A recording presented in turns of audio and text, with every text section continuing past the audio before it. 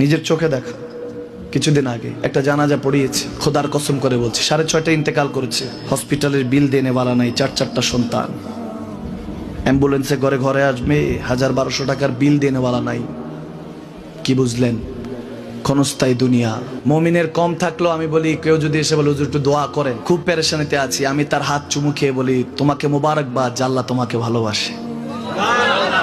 পেরেশানি তো মালিক দেয়, এই জন্য এটা রহমত মুমিনের জন্য। পেরেশানি দেয় যখন ফেরেশতারা বলে আল্লাহ চাইতেছে চাইতেছে, টাকা পয়সা চাইতেছে, বলে এটা কি? বলে ফাসেক, দে বিদায় কর, বিদায় কর।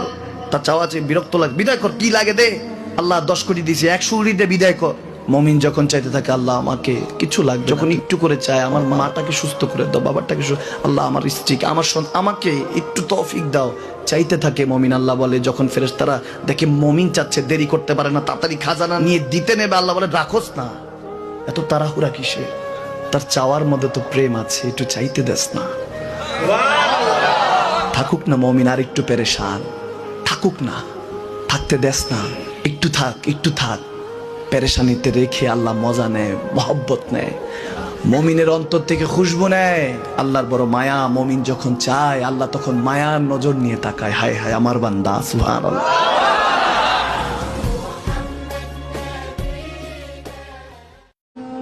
আমার উলামা ভাইরা মন দিয়ে শোনেন, পানি এখনো বেশি গড়াই নেই।